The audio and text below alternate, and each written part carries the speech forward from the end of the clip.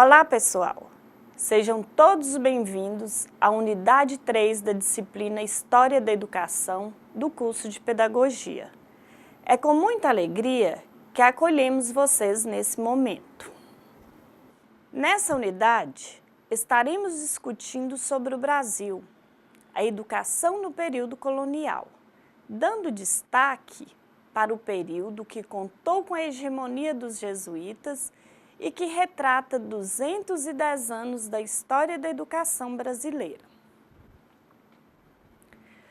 Temos como objetivo dessa unidade identificar características da educação jesuítica e pombalina e compreender a construção do pensamento pedagógico brasileiro do descobrimento até o período monárquico. Para melhor compreensão, dividimos o período colonial em 3 fases. A primeira fase vai de 1549 a 1759. Denominamos de período jesuítico, fase da implementação do ensino religioso e se estende até a expulsão dos jesuítas. A segunda fase vai de 1760 a 1808. Era pombalina. Foi marcada pelas reformas do Marquês de Pombal e se iniciou com a expulsão dos jesuítas e terminou com a chegada da família real para o Rio de Janeiro. A terceira fase, ela foi de 1808 a 1821. É o período imperial. Foi quando Dom João VI, então rei de Portugal, trouxe a corte para o Brasil. Nesse primeiro momento, abordaremos a história do Brasil no período colonial e nosso objetivo principal é enfocar a história da educação no Brasil. Vamos discutir sobre qual o papel da educação dentro de cada contexto ou dentro de cada uma dessas fases. Vamos destacar os momentos de relativa estabilidade política, econômica e social e os instantes de crise também. Durante esses momentos de crise é quando surgem ideias que apontam novos modelos, novas formas educacionais. Vamos pensar um pouquinho? Estamos falando da chegada dos jesuítas aqui. Antes da chegada dos jesuítas, não havia educação na colônia? Se havia, de que forma ela acontecia? Discuta com seus colegas e seu tutor sobre isso. Aí, gente, não precisa dar um tempo não, né? A gente já pode... Tempo por que a senhora fala? Porque aí tem um tempo que ela vai discutir com... A tutora vai discutir com eles. Mas aí depois ela lá que para, né? Não, aí ela pausa o vídeo na hora. Então tá, então vamos. Muito bem. E então, gostaram da discussão? Havia ou não educação na colônia? Espero que a troca de ideias tenha acrescentado algum conhecimento novo para vocês. Vamos lá, então? Antes da chegada dos portugueses, havia sim a educação na colônia. Porém, essa educação, ela não era formalizada. Ah, mas professora, como era essa educação? Os indígenas, eles aprendiam no dia a dia com o trabalho da tribo. Era uma educação que não era formalizada. A educação era a própria vida. Aprendiam com os mais velhos. As atividades da própria aldeia, como a caça e a pesca. Isso era a educação informal. Porém, com a chegada dos portugueses, esse modelo foi alterado. E então tivemos a educação formal. Mas, primeiramente, cabe entender qual o objetivo dessa colonização? O objetivo da colonização era o lucro. Por que o lucro? Porque a metrópole, no caso Portugal, visava obter lucro para as classes dominantes, claro, explorando quem? Explorando a população colonial. Portugal se obrigou a abandonar a ideia de ocupação e passou a empreender o povoamento e cultivo das terras na colônia. Isso ocorreu porque havia aqui no Brasil a extração das matas, do pau-brasil, e ainda a possibilidade de existência de ouro. Então, com o perigo de outras potências invadirem o território, o governo de Portugal, que não era bobo, decidiu povoar o Brasil. Para organizar, então, veio para as terras da colônia a burguesia mercantil. Vieram para trabalhar? Claro que não. Eles vieram administrar. E quem trabalharia? Os índios e os negros, porque sairia com um custo mais baixo, já que trabalhariam como escravos e assim haveria acúmulo de capital. A economia açucareira foi a base de toda a produção colonial, até meados do século XVII. E os negros, que foram trazidos da África através do tráfico negreiro, foram trabalhar nessa produção. Com a chegada da burguesia mercantil, a educação formal vai ser conveniente e vai interessar a camada dirigente. E é nesse contexto que devemos entender a educação no Brasil colônia. Bom, o que acontece então é que instrui-se a elite colonial e aos índios restava apenas a catequização. Essa catequização interessava a Companhia de Jesus, ou seja, aos jesuítas, formando novos adeptos ao catolicismo.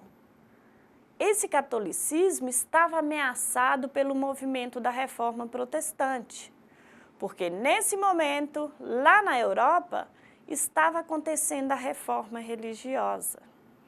Então, eles queriam evitar o avanço do protestantismo.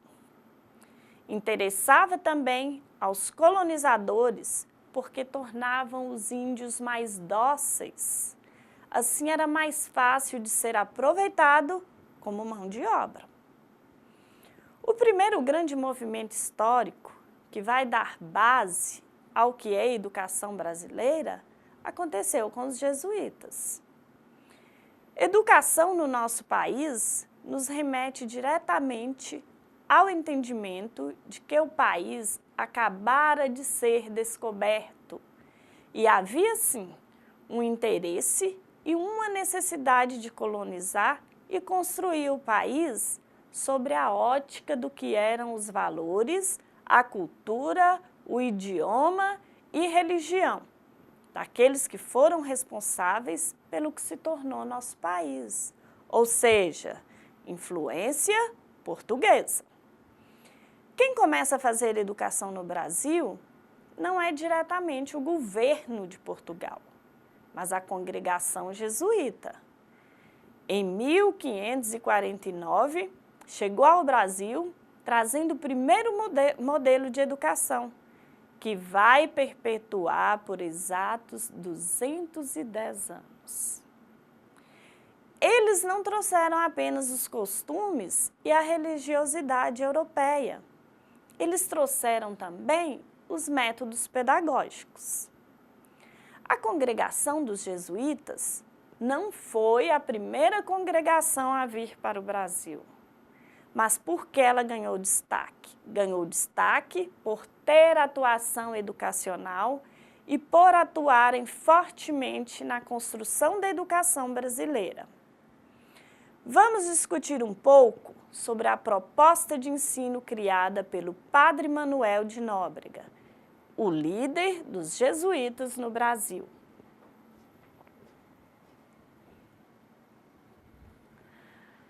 A proposta de Nóbrega, chamada de ensino básico, se fundamentava no ensino do português, na doutrina cristã e a escola de ler e escrever.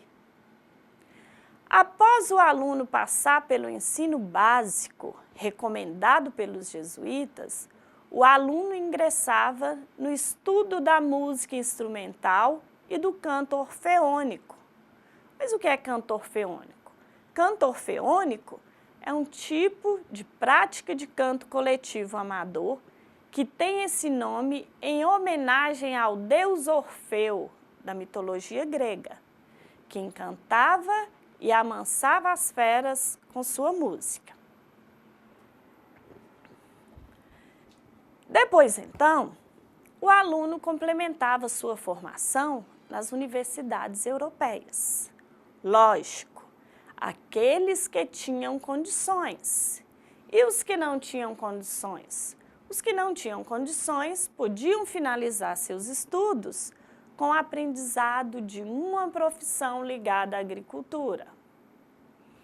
No Brasil, os jesuítas se dedicaram principalmente à pregação da fé católica e ao trabalho educativo. Essa ação jesuítica no Brasil, ela teve um caráter ambíguo, pois os jesuítas educavam e instruíam os filhos da elite colonial e catequizavam os índios. Vocês devem estar se questionando, onde só existiam índios e jesuítas, quem seria essa elite? Muito bem. A elite, ela era formada pelos primeiros portugueses que vieram para formar a população brasileira, a Sociedade Portuguesa no Brasil. Essa Sociedade Portuguesa no Brasil é que formava a elite. Os filhos desses colonizadores também precisavam de educação.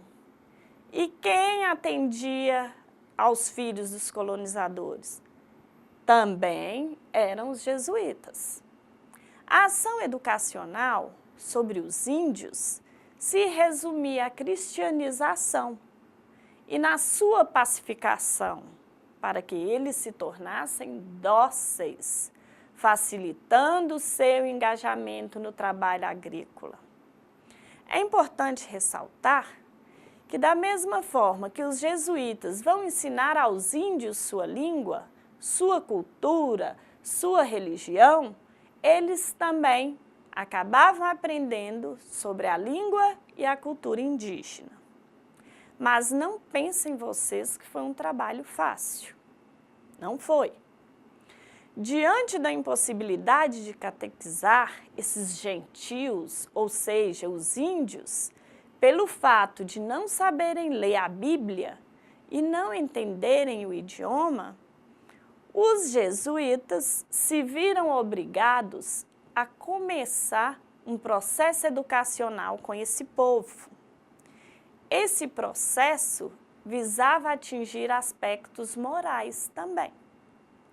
Com os filhos dos colonos era diferente, pois eles se dedicavam oferecendo uma educação mais ampla, ultrapassando os limites da educação elementar, que se resumia apenas em ler e escrever. O objetivo de catequizar os índios casava em cheio com os interesses da metrópole portuguesa e que viu na Companhia de Jesus a oportunidade perfeita para o alcance desses interesses. Nessa lógica,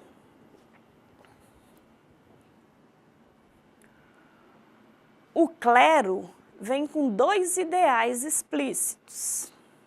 Quais são esses ideais? O primeiro, a conversão dos gentis ou a conversão desses índios na religião católica vigente. E segundo, a transmissão da cultura vigente. A colonização portuguesa traz para o Brasil um projeto de fazer literalmente do Brasil um braço português, um pedaço de Portugal nas Américas. O objetivo era estabelecer a cultura portuguesa em terras locais. Não é possível estabelecer uma cultura sem trazer e sem fortificar os elementos dessa cultura na cultura que eu quero impor. Para dominar esse povo, era necessário, sim, fazer esse povo respirar a cultura portuguesa. Uma característica muito criticada no ensino proposto pelos jesuítas foi a separação entre a escola e a vida. Eles se mostravam excessivamente conservadores. Não buscavam relação do que ensinavam com as questões cotidianas. Os estudos dos textos não permitia que os alunos desenvolvessem o espírito crítico. E é importante ressaltar que a educação formal, ela destinava-se apenas aos meninos. E mesmo eles nem sempre recebiam os cuidados de um mestre. A educação, ela priorizava a figura masculina. Professora, quer dizer que não existia educação para as meninas? Havia sim. Iniciativas isoladas onde as meninas aprendiam os serviços do lar, ou seja, aprendiam a cozinhar, a costurar. A educação das meninas era voltada para as prendas domésticas. Pode-se afirmar que a instrução e leitura constituíram o quinhão de uma minoria de crianças e jovens. Desde o século XVI, os colégios jesuítas visavam dois objetivos principais. Primeiro, ensinar a ler e escrever aos pequenos índios isolados de suas famílias e arrancados da cultura indígena. Segundo, formar quadros para a própria Companhia de Jesus no Brasil. Filtrar quem pode e não pode ter acesso à educação já acontecia desde os primeiros instantes que se faz educação nesse país. Por que é importante falarmos sobre isso? Porque quando estivermos falando sobre a formação das aulas régias e a figura do Marquês de Pombal, nós vamos visualizar um movimento que é muito interessante. Com a expulsão dos jesuítas, a educação vai mudar? Com certeza não. Mas por que não? Porque quem fica no Brasil para assumir essa educação são os alunos dos jesuítas. Bem lógico, eles formaram os alunos e esses alunos ficam para substituí-los. Até sua expulsão do Brasil, em meados do século XVIII, os jesuítas concentraram em sua mão o ensino daqueles que pretendiam seguir carreira eclesiástica.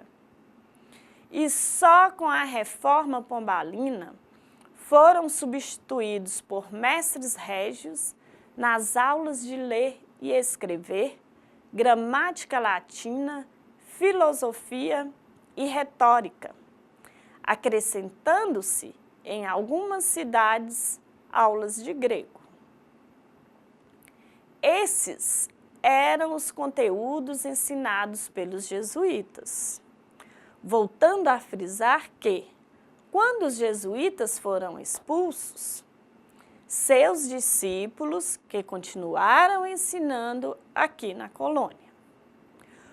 Os jesuítas prosperaram largamente durante os primeiros séculos de existência do país. Quando Portugal percebe que os precursores da educação brasileira não eram mais interessantes ao modelo idealizado por eles, e muito pelo contrário, eles já representavam uma ameaça ao processo proposto. Então perceberam que era hora de mandar embora a Companhia de Jesus e chamar alguém para ficar no seu lugar. Os jesuítas, eles tinham muitos colégios, igrejas, eles estavam riquíssimos e o país estava passando por dificuldades, estava pobre. Portugal, então, resolve sumir com os jesuítas do Brasil. Assim, o Marquês de Pombal vem para o Brasil e Portugal assume toda essa riqueza que então estava nas mãos dos jesuítas. Agora, vamos falar um pouquinho sobre a Reforma Pombalina.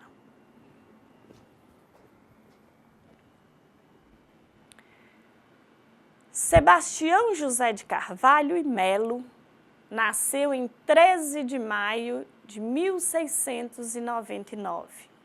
Ele pertencia a uma família da pequena nobreza, desconhecida e não relacionada à nobreza portuguesa. Era homem de confiança do rei. Ele fizera carreira diplomática em várias cortes europeias. Eis aí o nosso famoso Marquês de Pombal. Lembram no início da unidade que dividimos o período em 3 fases? Vimos a primeira fase com os jesuítas e agora veremos a segunda fase com o Marquês de Pombal.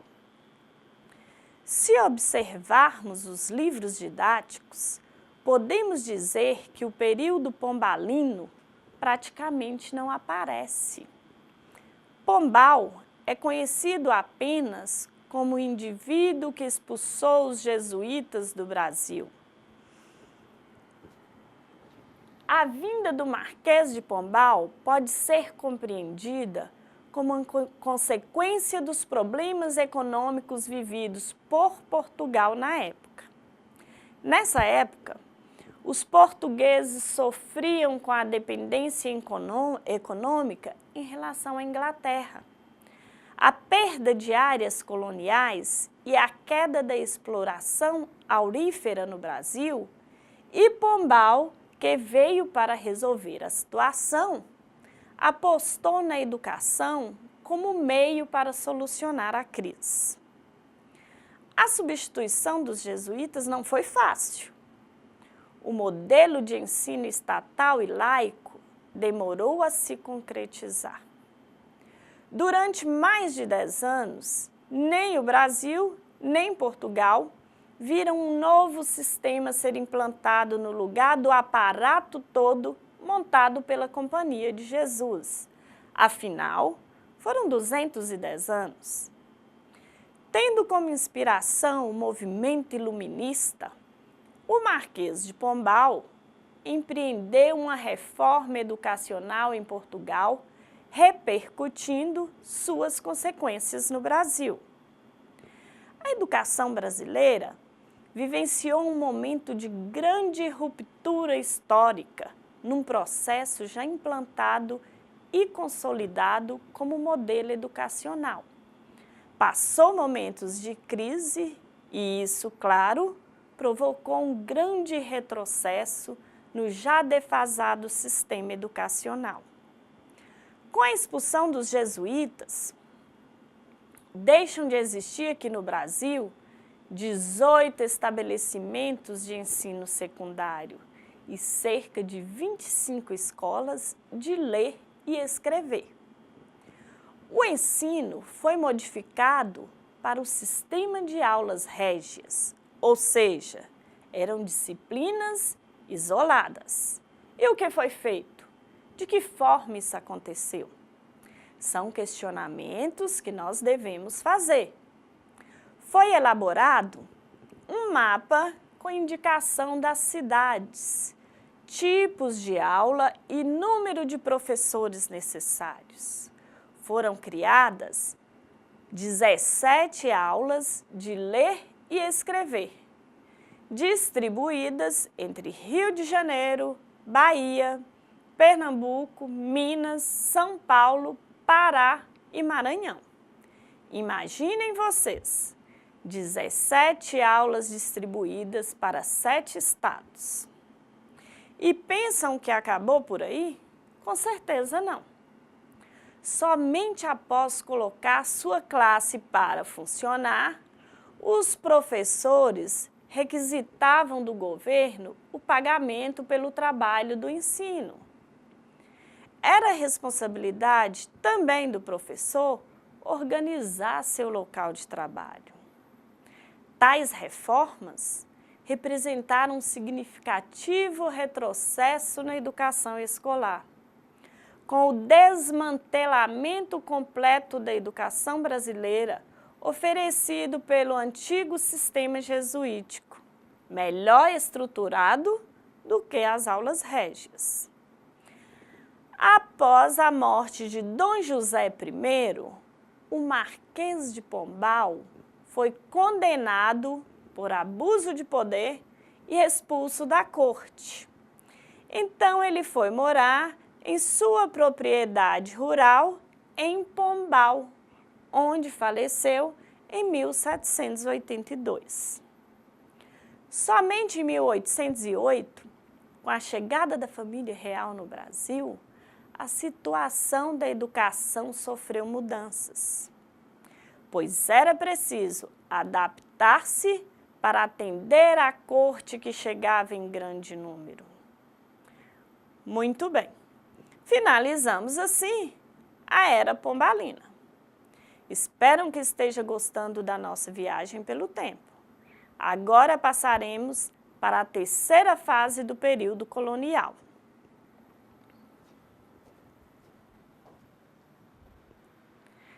Falaremos sobre o Brasil Imperial, que vai de 1808 a 1821. E foi nesse período que Dom João VI, então rei de Portugal, trouxe a corte para o Brasil. E fica aí o questionamento para vocês: fuga ou saída estratégica? Em 1808, foi fundada uma escola de educação onde se ensinavam as línguas portuguesa e francesa, retórica, aritmética, desenho e pintura. Foi criada também a Academia da Marinha e do Exército, com o objetivo, lógico, de defender a colônia. Foram criados também cursos de cirurgia no Rio de Janeiro e na Bahia. Em 1810, Dom João, desfazendo-se de seus próprios livros, 60.000 exemplares, todos trazidos de Portugal, criou então a nossa primeira biblioteca, a então conhecida Biblioteca Nacional. Criou também o Jardim Botânico e a imprensa régia. Analisando a estrutura da educação no período imperial, nós temos o ensino primário, ele destinava-se à escola de ler e escrever. O ensino secundário, ele manteve-se dentro do mesmo esquema das aulas régias, mas ganhou uma divisão em disciplinas.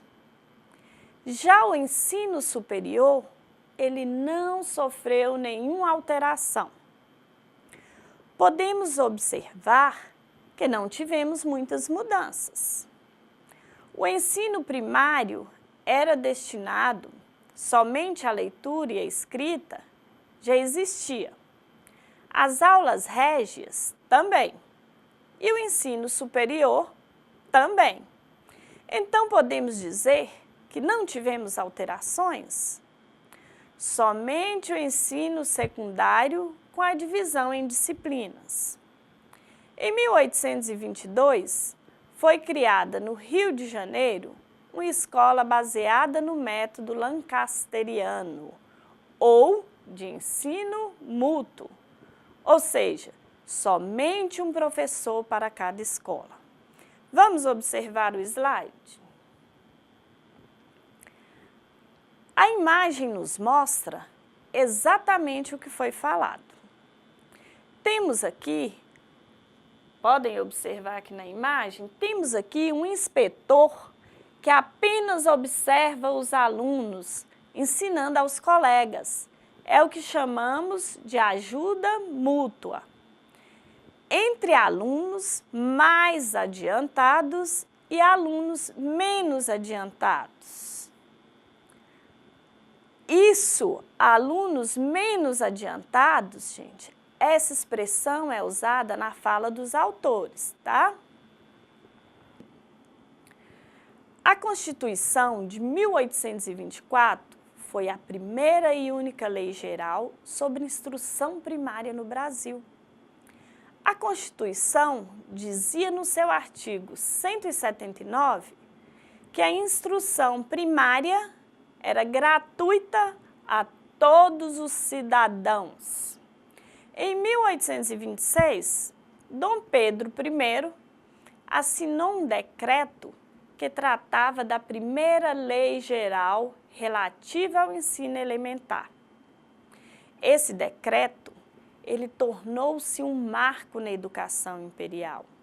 Se tornou referência para os docentes do primário e ginásio nas províncias. Nele se encontravam diversos assuntos como a descentralização do ensino, a remuneração dos professores, o ensino mútuo, o currículo mínimo e a admissão de professores e escolas das meninas. Essa lei se encontra no caderno didático de vocês e é importante que façam a leitura e comentem com seus colegas, para que haja uma troca de ideias. Observem como a lei era discriminatória quando se tratava de gêneros, masculino e feminino. Façamos também um questionamento. Por que as meninas não podiam estudar o mesmo conteúdo que os meninos? Por que as atividades da economia doméstica eram apenas para as meninas? Com a Constituição de 1834, a educação ganha um novo olhar das autoridades competentes. Porém, a emenda à Constituição, o ato adicional de 1834, prejudicou a educação quando dispõe que as províncias elas passariam a ser responsáveis pela administração do ensino primário e secundário. Assim, com a descentralização, a coroa fica com a função de promover e regulamentar apenas o ensino superior, já que as províncias passariam a ser responsáveis pela administração do ensino primário e do ensino secundário. Não podemos deixar de ressaltar que a verba destinada às províncias para custear a instrução não era suficiente para custear as despesas.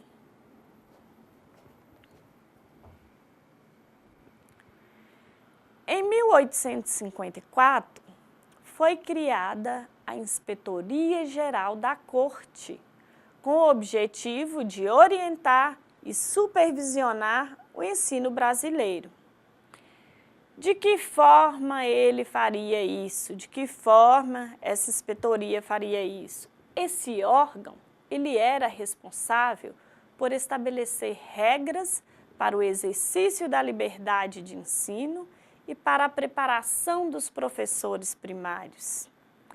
Por liberdade de ensino, entendia que todos os que se achavam capacitados a ensinar poderiam expor suas ideias e adotar os métodos que lhe conviessem. Também era de responsabilidade dele reformular os estatutos dos colégios preparatórios, no sentido de adequá-los ao padrão dos livros usados nas escolas oficiais. O decreto 7.247 permitia que as instituições de ensino se organizassem por matérias, de modo que o aluno poderia escolher as matérias que cursaria e as que julgasse desnecessárias diante do exame final. Porém, as escolas eram aconselhadas a serem rigorosas nos exames.